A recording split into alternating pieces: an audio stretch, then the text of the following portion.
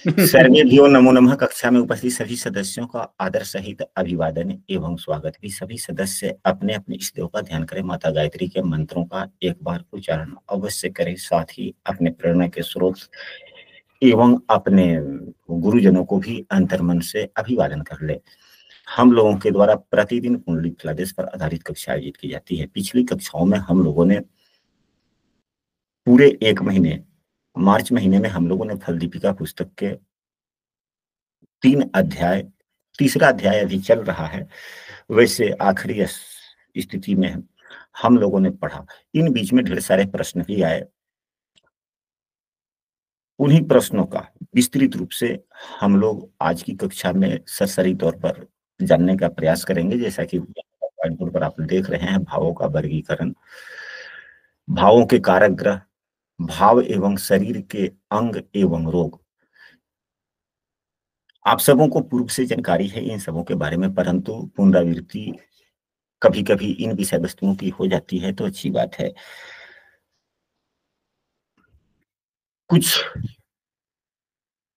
पुस्तक के अलावे भी कुछ विशेष वस्तु हो जाते हैं। हालांकि कोई भी पुस्तक अपने आप में संपूर्ण होता है, परंतु जो लेखक होते हैं, टीकाकार होते हैं, उनसे कुछ ना कुछ सभी विषय वस्तु एक ही पुस्तक में देखने को नहीं मिलता।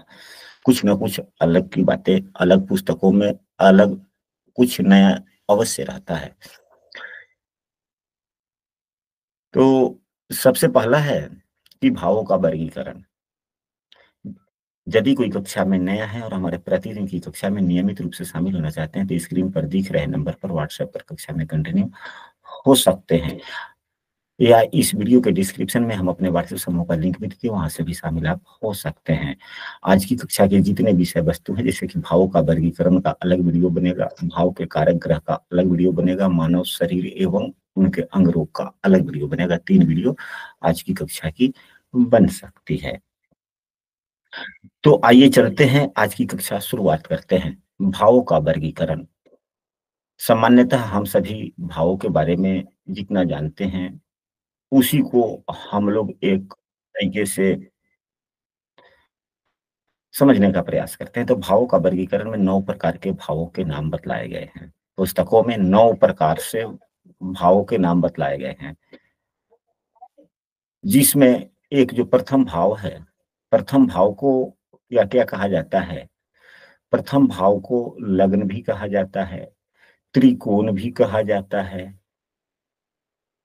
एवं केंद्र भी कहा जाता है। ये लग्न भाव ऐसा है, प्रथम भाव ऐसा है, इसे तीनों भाव के नाम से जाना जाता है। इसके बाद में दूसरा जो भाव का वर्गीकरण है उसे कहते हैं केंद्र। केंद्र भाव में वास्तविकता चौथा, सातवां एवं 10वां भाव, ये 3 भाव केंद्र भाव कहे जाते हैं।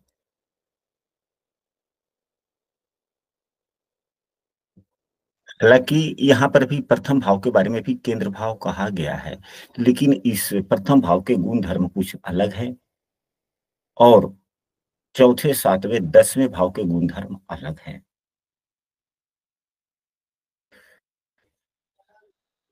केंद्र भाव में जो प्रथम भाव है, अब यहीं पे 10 नंबर की राशि है। प्रथम भाव में जो 10 नंबर की राशि है, यह केंद्र भाव भी है, त्रिकोण भाव भी है। चौथा, सातवां एवं 10वां, इन भावों के स्वामियों एवं केंद्र भाव के स्वामियों में, लग्न भाव के स्वामियों में बड़ा अंतर है। अंतर यह है कि प्रथम भाव के जो भी स्वामी होते हैं वे सदैव शुभ फल देते हैं।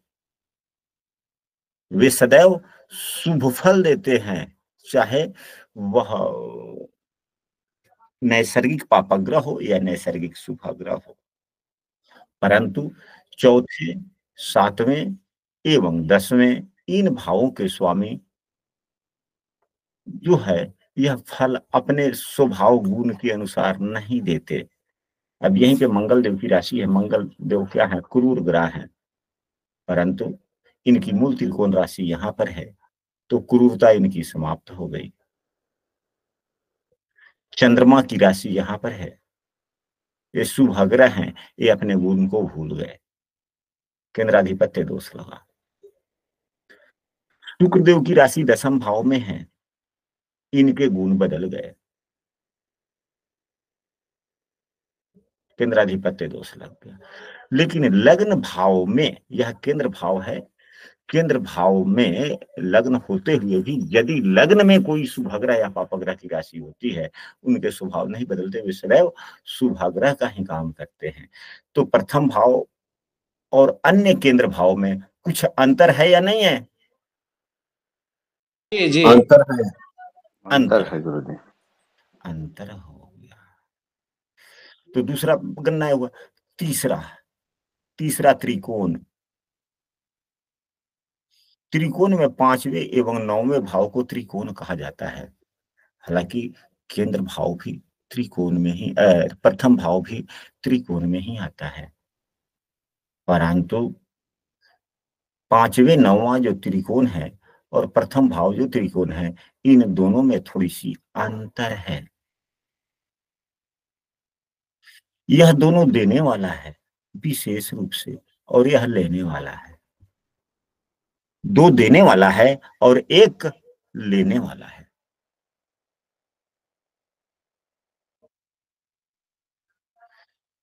ये दोनों भाव को उदार भाव भी कहा जाता है। जो देता है वह उदार होता है या स्वार्थी होता है? उदार।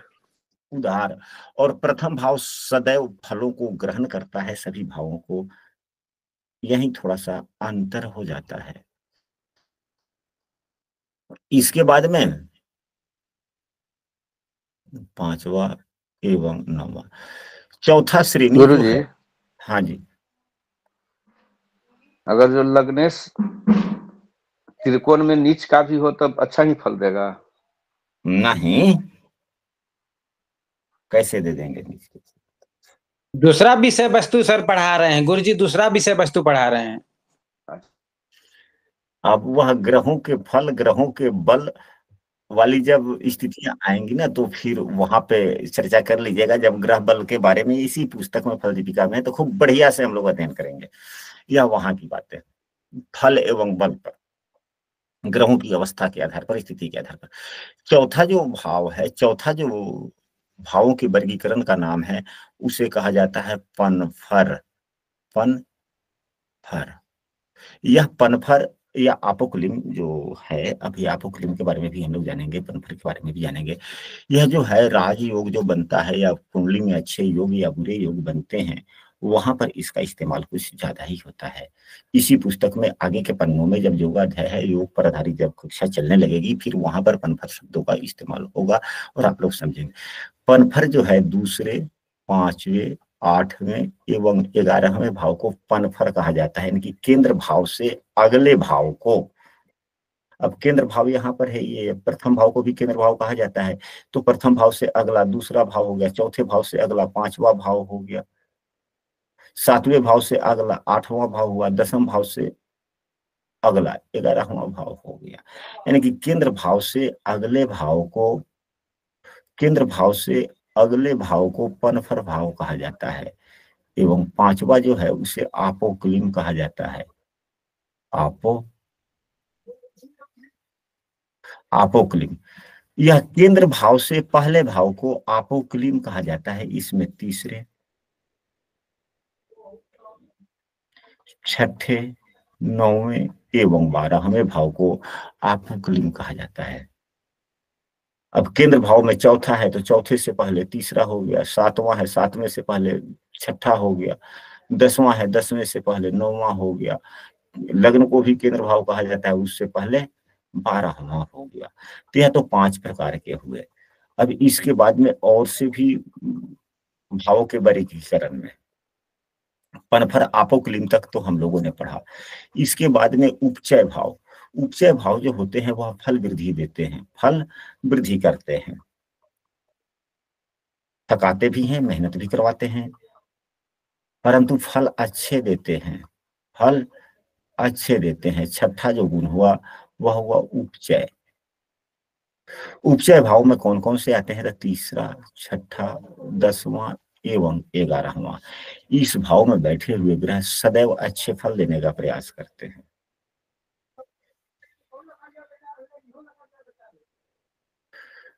भाव उपचय भाव में बैठे हुए ग्रह फल वृद्धि कराते हैं, थकाते हैं। जिस भाव के स्वामी इन भावों में बैठ जाते हैं उन भावों के स्वामी संघर्ष के उस भावों के फल संघर्ष के साथ मिलता है, मेहनत करना पड़ता है। अब उसके बाद में शेष सभी भावों को अनुपचय कहा जाता है। 3, 6, 10 एवं 11 के बाद में जो भाव बच जाता है, जैसे प्रथम भाव, दूसरा भाव, 3 हो गया, चौथा भाव, 5वां भाव, छठा हो गया, 7वां भाव, 8वां भाव, 9वां भाव, 10वां यहाँ हो गया, 11वां हो गया एवं 12वां भाव।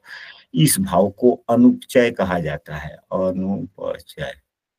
इसके बाद में त्रिशदाय भी होता है।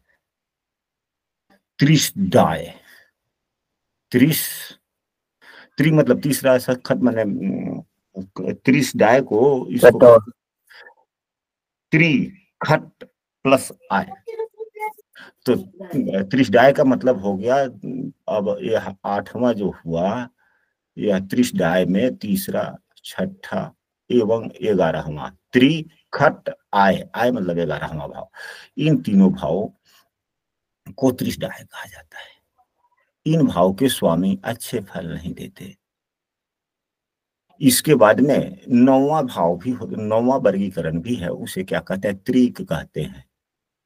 त्रिक में छठा, 8वां एवं 12वें भाव को त्रिक भाव कहा जाता है। त्रिक भाव के स्वामी भी अच्छे फल नहीं देते, या इस भाव में बैठे हुए ग्रह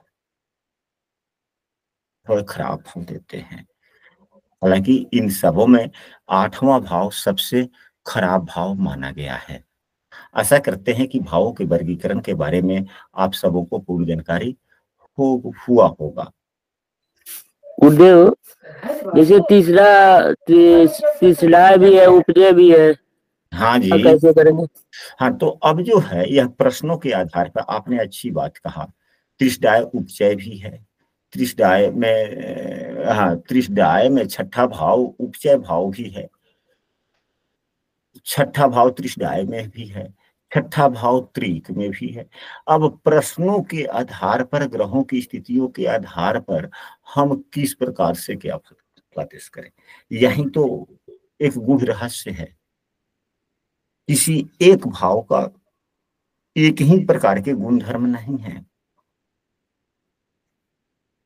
अलग अलग प्रकार के गुण धर्म हैं।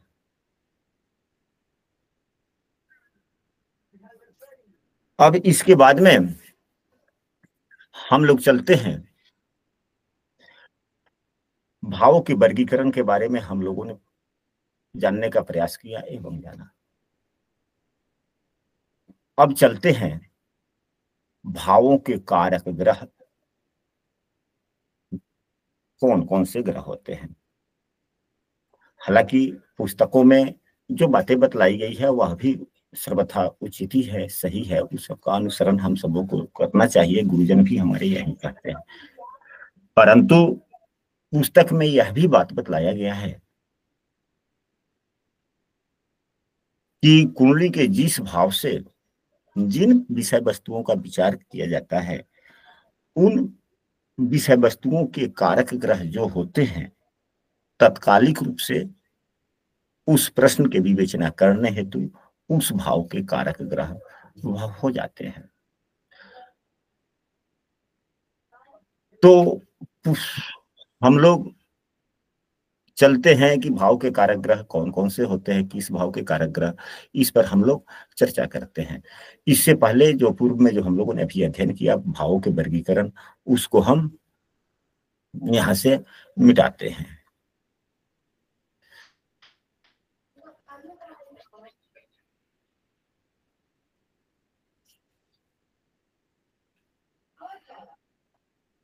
तो सामान्यतः आप लोग